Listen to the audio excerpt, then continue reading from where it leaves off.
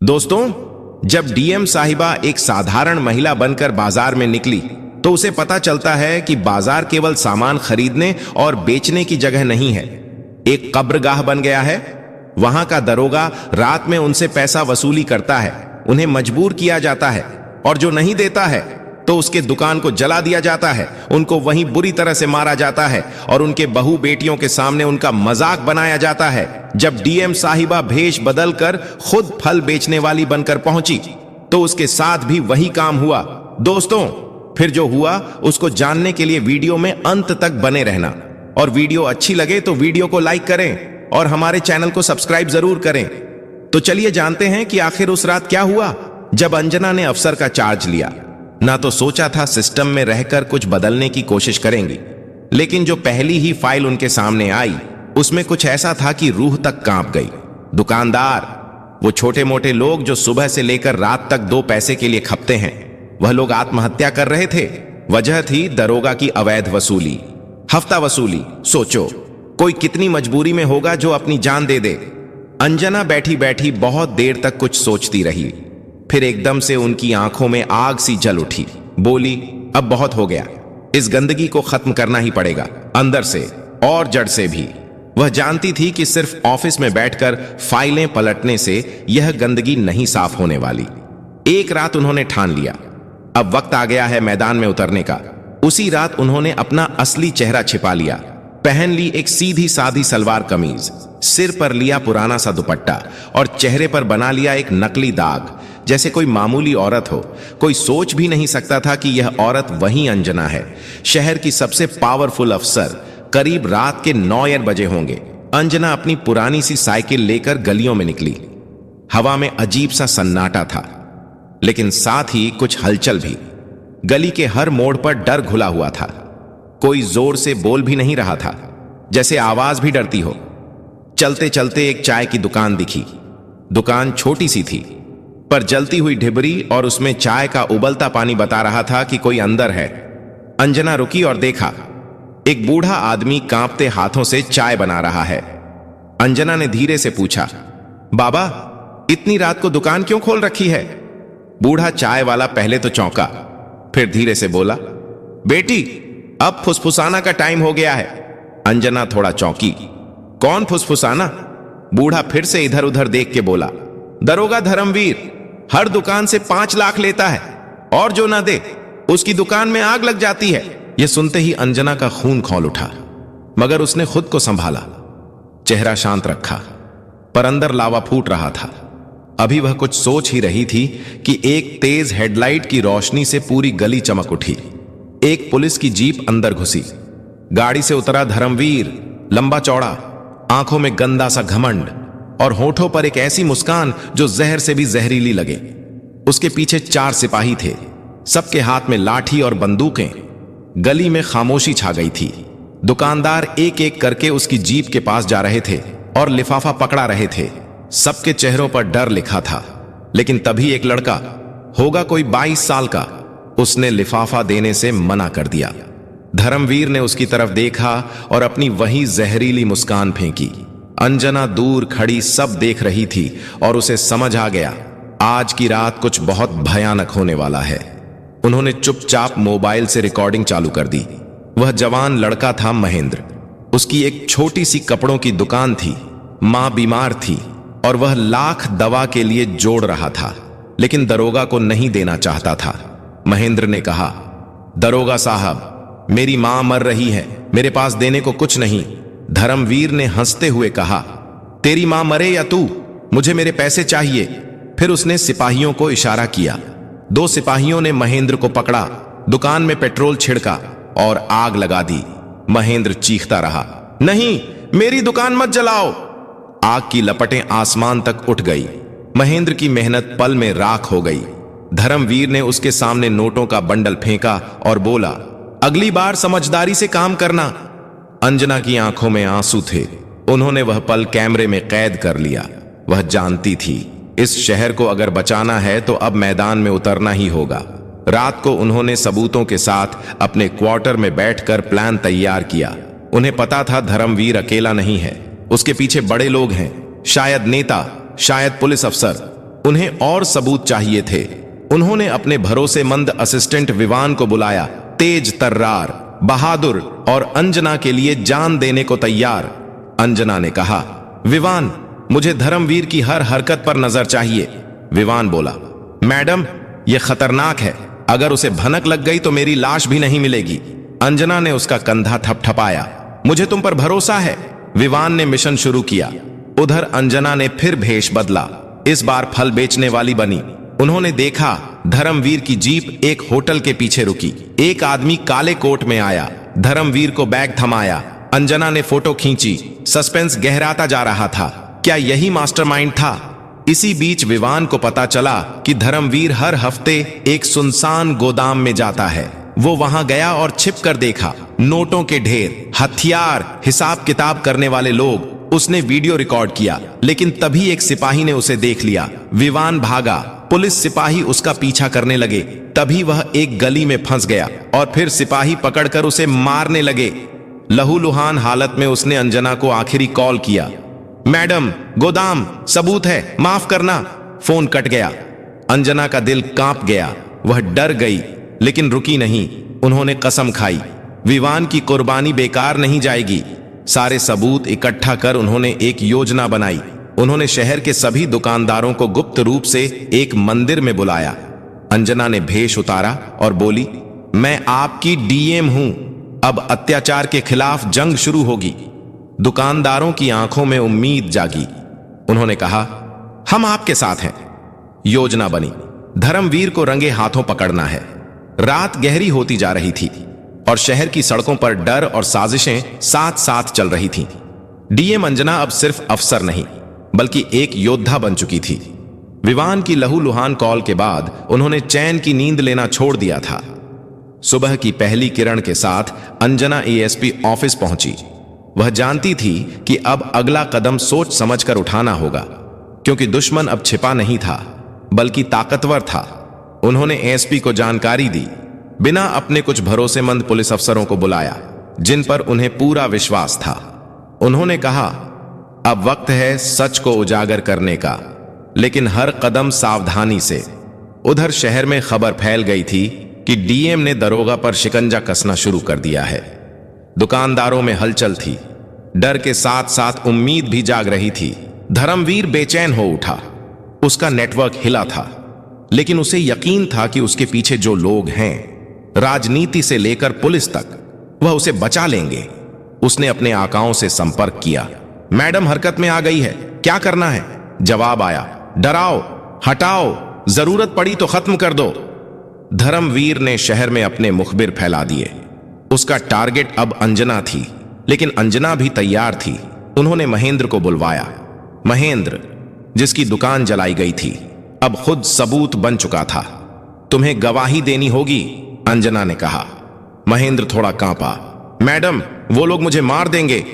नहीं महेंद्र, अंजना ने कहा, अब तुम अकेले नहीं हो, तुम्हारे पीछे पूरा सिस्टम है, और सबसे बड़ी बात, तुम्हारे पीछे मैं हूं। महेंद्र ने हां कहा। उसकी आंखों में डर की जगह जिद आ चुकी थी। इधर विवान अब भी अस्पताल में था, लेकिन होश में आ गया था। उसने अंजना को बुलाया और धीमी आवाज में कहा, मैडम, गोदाम के सीसीटीवी की बैकअप हार्ड डिस्क एक पुरानी लाइब्रेरी में छिपाई गई है, वहां। अंजना ने विवान का हाथ थाम लिया। अब और नहीं बोलो, मैं सब समझ गई। उसी रात अंजना और उनकी छोटी सी टीम लाइब्रेरी पहुंची। वह जगह वीरान थी, दीवारों पर धूल थी और किताबें बेतरतीब फैली थीं, लेकिन एक पुराना अलमारी जिसमें ताला लगा था, उनका निशाना था। ताला तोड़ा गया, अंदर से एक मेटल बॉक्स निकला और बॉक्स में वह हार्ड डिस्क। अंजना ने चैन की सांस ली। अब उनके पास पुख्ता सबूत था। अगले दिन उन्होंने सबूतों की जांच के लिए एक गुप्त फॉरेंसिक टीम को बुलवाया। वीडियो क्लियर था। धर्मवीर नोट गिन रहा था। उसके साथ एसपी साहब और वह काले कोट वाला आदमी भी मौजूद थे। अंजना ने फॉरेंसिक रिपोर्ट हाथ में ली और कहा, अब बारी है हमला करने की। उन्होंने प्लान तैयार किया। शहर के सबसे बड़े होटल में अगले दिन रात को एक बैठक होने वाली थी, जहां पूरे नेटवर्क के लोग इकट्ठा होने वाले थे। अंजना ने फैसला किया कि वह खुद वहां जाएंगी। एक बार फिर भेष बदलकर इस बार वह वेटर के रूप में वहां पहुंची। उनके पास एक छोटा कैमरा था जो उनके कॉलर में छिपा था। होटल के प्राइवेट हॉल में एक टेबल पर धर्मवीर, एसपी और काले कोट वाला आदमी बैठे थे। बातें हो रही थीं, भविष्य की योजनाएं, नए ठिकाने और सबसे अहम बात, अंजना को खत्म करने का प्लान। धर्मवीर बोला, वो औरत ज्यादा चालाक है, उसे अगर अब नहीं रोका तो हम सब गए। काले कोट वाला आदमी, जो बाद में एक मंत्री निकला, हंसा और बोला, तो खत्म कर दो उसे। अंजना की मुट्ठी बंध गई, लेकिन उसने खुद को काबू में रखा। वह सब रिकॉर्ड कर रही थी। वह हॉल से निकली और सीधे अपने ऑफिस पहुंची। उस रात उन्होंने पूरे ऑपरेशन की रूपरेखा बनाई। नाम था ऑपरेशन सफाया। अगली सुबह शहर में हलचल थी, लेकिन अंजना शांत थी। उन्होंने हर जगह अपनी टीम को तैनात किया। वह जानती थी अब सब कुछ दांव पर है। शाम होते ही ऑपरेशन शुरू हुआ। गोदाम, होटल और एसपी ऑफिस, तीनों जगह एक साथ छापे मारे गए। पूरे शहर में सायरन गूंजे। धर्मवीर को गोदाम से पकड़ा गया, एसपी साहब को उनके ऑफिस से और मंत्री को होटल से, जहां वह एक और मीटिंग कर रहा था। टीवी चैनलों पर हेडलाइन चली, भेष बदलकर डीएम ने गिराया भ्रष्टाचार का सिंडिकेट। शहर में लोग सड़कों पर उतर आए, तालियों की गूंज थी। लेकिन अंजना जानती थी कहानी अभी खत्म नहीं हुई है। उन्होंने अपनी डायरी में लिखा, जिन्होंने लूटा वह पकड़े गए, पर जो चुप रहे वह भी गुनहगार हैं। अगला कदम उन पर होगा। और यहीं से शुरू होती है। धर्मवीर, एसपी और मंत्री सलाखों के पीछे थे, लेकिन अंजना जानती थी कि यह केवल परत का ऊपरी हिस्सा है। असली ताकत तो वह लोग थे जो पर्दे के पीछे बैठकर यह सब चला रहे थे। अब बारी थी उन चेहरों को बेनकाब करने की, जो अब तक अपनी चुप्पी और पावर की आड़ में बचे हुए थे। सुबह की मीटिंग में अंजना ने अपनी टीम से पूछा, हमने उन्हें पकड़ा जो वसूली कर रहे थे, लेकिन वह कौन है जो इस सिस्टम को चलाने दे रहे थे? वह अफसर, वह राजनेता, वह व्यापारी जो सालों से खामोश थे। क्यों? तभी महेंद्र ने कहा, मैडम, कुछ लोग अब भी हर हफ्ते पैसा देने आ रहे हैं। डर अभी भी जिंदा है। अंजना चुप हो गई, फिर बोली, अब हमें उन लोगों को सामने लाना है जो खुद को निष्पाप समझते हैं। चुप्पी भी एक अपराध है। उन्होंने नया अभियान शुरू किया, ऑपरेशन चुप्पी तोड़ो। इसके तहत उन्होंने एक हेल्पलाइन नंबर जारी किया, जिससे लोग गुप्त रूप से अपनी बात कह सकते थे। पहले दिन 3 कॉल आए, दूसरे दिन 17, तीसरे दिन 50। एक कॉल ने अंजना को झकझोर दिया। फोन पर एक महिला थी जिसकी आवाज कांप रही थी। मैडम, मेरे पति की मिठाई की दुकान थी। उन्होंने 3 महीने पहले वसूली से तंग आकर जहर खा लिया था। मैंने एफआईआर कराई थी, लेकिन पुलिस ने कहा सबूत नहीं है। उसी दिन से मैं चुप थी। अंजना ने उसका पता लिया और उसी शाम उसकी दुकान पर पहुंची। महिला ने अपने पति की डायरी दिखाई। हर तारीख, हर भुगतान का हिसाब लिखा था। अंजना को लगा जैसे किसी ने उसके सीने पर पत्थर रख दिया हो। आपके पति की मौत बेकार नहीं जाएगी, अंजना ने कहा। अब उन्होंने तय किया कि चुप्पी से पर्दा उठेगा। अगले हफ्ते एक जनसभा रखी गई। शहर के सारे दुकानदार बुलाए गए। स्टेज पर सिर्फ एक कुर्सी थी, जिस पर बैठी थी डीएम अंजना। उन्होंने माइक उठाया और कहा, आज मैं आप सबसे कुछ नहीं मांगने आई हूं, मैं आपको आपकी आवाज लौटाने आई हूं। अब आप बोलेंगे खुलकर, बिना डर के। पहले कुछ देर खामोशी रही, फिर एक बुजुर्ग खड़ा हुआ। मैं 15 साल से इस शहर में दुकान चला रहा हूं। मैंने पहली बार किसी अफसर को डर के खिलाफ खड़ा देखा है। तालियां बजीं। फिर एक महिला बोली, मैंने आज तक किसी को सच बोलते नहीं देखा, लेकिन आज मैं बोलूंगी। उस दिन 72 लोगों ने गवाही दी, 31 ने नाम बताए। अंजना ने सब रिकॉर्ड करवाया, लेकिन असली झटका तब लगा जब एक 13 साल की बच्ची आई और बोली, मेरे पापा की दुकान जलाई गई। वह कहते थे पुलिस वाले भगवान होते हैं, लेकिन भगवान ने ही हमें जलाया। पूरा मैदान सन्न रह गया। अंजना ने आंखें बंद कर लीं और खुद से कहा, अब यह जंग सिर्फ भ्रष्टाचार के खिलाफ नहीं, बल्कि टूटे भरोसे के खिलाफ भी है। इसके बाद उन्होंने फैसला लिया कि हर गली, हर मोहल्ले में जन सुनवाई की जाएगी। उन्होंने मोबाइल यूनिट्स बनवाई जो रिक्शा पर चलती थी, बोलो मत डरो नाम से, जहां लोग जाकर अपनी बात कह सकते थे। एक महीने में 342 गवाही, 109 नाम और 19 नए केस सामने आए। पर जैसे ही केस बढ़े, सिस्टम की असली ताकत डराने लगी। अंजना पर दबाव आने लगा। मंत्री से लेकर दिल्ली तक से कॉल आने लगे, बहुत हो गया, अब अपनी सीमा में रहिए डीएम मैडम। लेकिन अंजना ने कहा, सीमा वहीं होती है जहां अन्याय की शुरुआत होती है। उनके ऑफिस के बाहर धमकी भरे पोस्टर चिपकाए गए। रात में बाइक पर आए लड़कों ने पत्थर फेंके, लेकिन अंजना ने हार नहीं मानी। उन्होंने पूरे शहर के स्कूलों में एक पहल शुरू की, ईमानदारी सप्ताह। बच्चे अपने माता पिता से भ्रष्टाचार की कहानियां लेकर आते और खुलकर चर्चा करते। एक दिन एक लड़के ने कहा, मेरे पापा कहते हैं रिश्वत देना भी मजबूरी है। अंजना ने जवाब दिया, पर मजबूरी को आदत मत बनने दो, क्योंकि एक दिन वह आदत तुम्हारी हिम्मत खा जाएगी। अब पूरा शहर बदला हुआ था। डर की जगह चर्चा थी। लोग खुलकर बोल रहे थे। लेकिन तभी एक गुमनाम चिट्ठी आई, आपने छोटे लोगों को पकड़ लिया। असली राजा अब भी सिंहासन पर बैठा है। उसका नाम कोई नहीं जानता। वह सिर्फ एक कोड से जाना जाता है, K9। अंजना के होश उड़ गए। उन्होंने विवान को बुलाया। तुम्हें K9 के पीछे जाना है, अंजना ने कहा। विवान बोला, मैडम अब जान की बाजी लगानी होगी। अंजना ने उसकी आंखों में देखा, तो लगाओ, क्योंकि यह शहर अब और खामोश नहीं रहेगा। सुबह की पहली रोशनी में भी अंजना की नींद टूटती नहीं थी, क्योंकि अब सवाल सिर्फ शहर का नहीं था, सिस्टम का था। K9 ये नाम अब उसके मन में गूंजता रहता। कौन था वह? एक आदमी, एक कोर्ट या एक संगठन? विवान अब ठीक हो चुका था और उसने सबसे पहले वही सवाल दोहराया जो अंजना के दिल में था। मैडम, K9 की असली पहचान निकालनी है, लेकिन इसके लिए हमें सिस्टम के और अंदर जाना होगा। अंजना ने कहा, K9 को पकड़ना है, लेकिन बिना कोई गलती किए। अगला कदम आखिरी भी हो सकता है। उन्होंने एक कोर टीम बनाई, सिर्फ 5 लोग, विवान, महेंद्र, 2 भरोसेमंद पत्रकार और एक साइबर एक्सपर्ट। काम बंटा, विवान जमीन पर, पत्रकार ताकतवर लोगों की प्रोफाइल खंगालने, साइबर एक्सपर्ट डिजिटल ट्रेल पर और अंजना केंद्र में। साइबर एक्सपर्ट ने कुछ ईमेल और इनक्रिप्टेड मैसेज ट्रेस किए। उसमें एक नाम बार बार आ रहा था, शक्ति फाउंडेशन। यह नाम शहर में एक NGO के तौर पर जाना जाता था, लेकिन असल में यह एक मुखौटा था।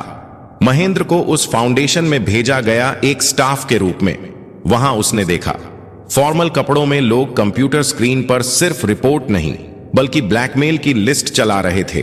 किस अफसर को कितना पैसा दिया गया, कौन सी वीडियो कब रिलीज करनी है, किसे डराना है, सब कुछ लिखा था। विवान और महेंद्र ने मिलकर फाउंडेशन के पीछे के ट्रस्टियों की जांच की। एक नाम उभरा, विक्रांत मल्होत्रा, शहर में रहने वाला एक अमीर कारोबारी जो हमेशा लाइमलाइट से दूर रहता था। लेकिन जब कॉल रिकॉर्ड निकाले गए तो सामने आया कि धर्मवीर और SP उससे लगातार संपर्क में थे। अंजना ने कहा, तो K9 वही है, विक्रांत मल्होत्रा। पर यह बात साबित करनी आसान नहीं थी। उसके खिलाफ कोई डायरेक्ट सबूत नहीं था। इसलिए अंजना ने प्लान बनाया, विक्रांत को उसके ही खेल में फंसाने का। पत्रकारों ने एक झूठी रिपोर्ट फैलाई, DM के पास अब ऐसे सबूत हैं जो शहर के सबसे बड़े नाम को जेल भेज सकते हैं। 1 हफ्ते के भीतर विक्रांत के लोगों की बेचैनी सामने आने लगी। फाउंडेशन बंद कर दिया गया, कुछ कर्मचारियों को बाहर भेजा गया, कुछ तो शहर ही छोड़ गए। लेकिन विक्रांत वहीं रहा, शांत, संयमित। पर अंजना को पता था, तूफान से पहले ऐसी ही खामोशी होती है। उन्होंने महेंद्र से कहा, विक्रांत को झटका दो, अब वक्त है शेर को उसके बिल से बाहर निकालने का। महेंद्र ने फाउंडेशन के डाटा का एक हिस्सा लीक कर दिया, जिसमें दिख रहा था कि कैसे पैसे के बदले केस बंद हुए, अफसर बदले गए और कुछ लोगों को डराकर देश छोड़ने को मजबूर किया गया। मीडिया में भूचाल आ गया। रातों रात हेडलाइन बनी, विक्रांत मल्होत्रा का फाउंडेशन शहर का ब्लैकमेलिंग सेंटर। अब विक्रांत को सामने आना पड़ा। उसने एक इंटरव्यू में कहा, यह सब एक साजिश है, मैं तो समाज सेवा करता हूं। अंजना ने जवाब नहीं दिया। उन्होंने बस अगले दिन एक ऑडियो रिलीज करवाया, जिसमें विक्रांत धर्मवीर को कह रहा था, वो औरत ज्यादा चालाक है, उसे अगर अब नहीं रोका तो हम सब गए। अब शक नहीं, सच्चाई सबके सामने थी। विक्रांत मल्होत्रा की गिरफ्तारी के लिए वारंट जारी हुआ, लेकिन जैसे ही पुलिस पहुंची, विक्रांत गायब था। घर खाली, फोन बंद, फाउंडेशन ठप। शहर में फिर डर की लहर दौड़ गई। अगर वह भाग गया तो सब बेकार जाएगा। लेकिन अंजना ने कहा, वह भागा नहीं, हम उसे बाहर निकाल रहे हैं। उन्होंने सीमा सुरक्षा एजेंसियों को अलर्ट किया। पासपोर्ट ब्लॉक हुआ और फिर एक सुबह खबर आई, विक्रांत मल्होत्रा नेपाल बॉर्डर के पास पकड़ा गया। उसे हेलीकॉप्टर से शहर लाया गया। हजारों लोगों ने रास्ते में खड़े होकर देखा। वह चेहरा जो सालों से पर्दे के पीछे से शहर को चलाता था, अब हथकड़ी में था। अंजना ने मीडिया को कोई बयान नहीं दिया। उन्होंने बस एक वाक्य कहा, अब शहर की असली आजादी शुरू होती है। विक्रांत मल्होत्रा की गिरफ्तारी के बाद शहर में एक उत्सव सा माहौल था। पहली बार लोगों को लगा कि सिस्टम उनके साथ खड़ा है, न कि उनके खिलाफ। डीएम अंजना ने अगले दिन एक खुला सम्मेलन रखा, जहां हर उस इंसान को बुलाया गया जिसने आवाज उठाई थी। महेंद्र, विवान, चाय वाले बाबा, उस 13 साल की बच्ची की मां, सब मौजूद थे। अंजना ने माइक उठाया और कहा, आप सबने जो किया वह सिर्फ गवाही नहीं थी, वह इस शहर की आत्मा को वापस लाने की लड़ाई थी। यह जीत मेरी नहीं, हम सबकी है। तालियों की गूंज से पूरा मैदान भर गया, लेकिन अंजना जानती थी अभी काम बाकी था। उन्होंने अगले 6 महीने में दुकानदारों के लिए एक नया सुरक्षा प्रकोष्ठ बनाया, अवैध वसूली की मॉनिटरिंग के लिए स्वतंत्र कमेटी गठित की, पुलिस विभाग में 23 अधिकारियों का ट्रांसफर किया, भ्रष्ट अफसरों पर केस दर्ज करवाया। महेंद्र को नगर निगम में रोजगार मिला और उसकी मां के इलाज के लिए सरकार ने विशेष फंड पास किया। विवान को गैलेंट्री अवार्ड मिला और वह अब डीएम ऑफिस का चीफ इंटेलिजेंस ऑफिसर बन चुका था। अंजना ने शहर के हर स्कूल में एक कार्यक्रम शुरू किया, सत्य की कहानी, जहां बच्चे अपने आसपास की सच्चाई को समझे और बदलाव का हिस्सा बने। पर एक शाम अंजना अपनी डायरी लिख रही थी जब उनका फोन बजा। कॉल इंटरनल इंटेलिजेंस ब्यूरो से थी। आवाज आई, मैडम, विक्रांत ने एक नाम लिया है, एक शख्स जो देश के 4 शहरों में ऐसे ही नेटवर्क चला रहा है, और वह शख्स अभी भी आजाद है। अंजना ने डायरी बंद की। नाम, कोड नेम U42। अंजना ने लंबी सांस ली और बोली, तो यह लड़ाई अब 4 शहरों की होगी। उन्होंने खिड़की से बाहर झांका। शहर सो रहा था, लेकिन वह जानती थी यह नींद स्थायी नहीं है। जब तक सिस्टम में जहर है, तब तक नींद मुनासिब नहीं। अंजना ने अपनी टीम को बुलाया। एक नया नक्शा टेबल पर फैला। 4 शहरों को लाल घेरे में चिन्हित किया गया। विवान बोला, क्या फिर से भेज बदलेंगे मैडम? अंजना मुस्कुराई, इस बार नहीं, अब हम चेहरों के साथ लड़ेंगे, बिना छिपे, क्योंकि अब हमें सिर्फ सड़कों से नहीं, सोच से लड़ना है। कहानी खत्म नहीं हुई, यह तो बस पहला अध्याय था। सिस्टम को झटका मिला है, लेकिन जड़ें अब भी हैं। अंजना तैयार है, विवान तैयार है, और शायद अगली बार आप भी हो, क्योंकि बदलाव वहीं से शुरू होता है जहां डर खत्म होता है। तो दोस्तों, इस वीडियो में बस इतना ही। अगर आपको यह वीडियो पसंद आया हो तो इसे लाइक करना बिल्कुल ना भूलें। आपका एक लाइक हमें और बेहतरीन कंटेंट बनाने की प्रेरणा देता है। इस वीडियो को अपने दोस्तों और परिवार के साथ शेयर करें। हो सकता है यह वीडियो किसी की मदद कर सके। अगर आप हमारे चैनल पर नए हैं तो जल्दी से सब्सक्राइब कर लें, क्योंकि हम आपके लिए ऐसी ही जबरदस्त जानकारी लाते रहते हैं। सब्सक्राइब करने के बाद बेल आइकन जरूर दबाएं, ताकि आपको हमारी हर नई वीडियो की नोटिफिकेशन मिले। हम पूरी कोशिश करते हैं कि आपको बेहतरीन कंटेंट दें। आपके सुझाव हमारे लिए बेहद खास हैं। कमेंट में हमें जरूर बताएं कि आपको यह वीडियो कैसा लगा। अगर कोई सवाल या सुझाव हो तो कमेंट में जरूर लिखें। आपकी राय हमारे लिए बहुत मायने रखती है। हमारे चैनल को आगे बढ़ाने में आपका समर्थन बहुत जरूरी है, इसलिए जुड़े रहें और सीखते रहें। इस वीडियो को देखने के लिए आपका दिल से धन्यवाद। आप हमारे लिए सिर्फ दर्शक नहीं, परिवार हैं। हमारा मकसद सिर्फ जानकारी देना नहीं, बल्कि आपके जीवन में सकारात्मक बदलाव लाना है। इसलिए वीडियो को पूरा देखें और सीखें। कुछ नया करने का जज्बा हमेशा बनाए रखें। कभी हार मत मानिए, क्योंकि हार के बाद ही जीत होती है। मेहनत करते रहिए और खुद पर भरोसा रखिए। हर दिन कुछ नया सीखिए और दूसरों को भी सिखाइए। इसी सोच के साथ हम आपसे विदा लेते हैं। अगली वीडियो में फिर मिलेंगे नई जानकारी और नए जोश के साथ। तब तक खुश रहें, सुरक्षित रहें और सीखते रहें। मिलते हैं अगली वीडियो में। जय हिंद।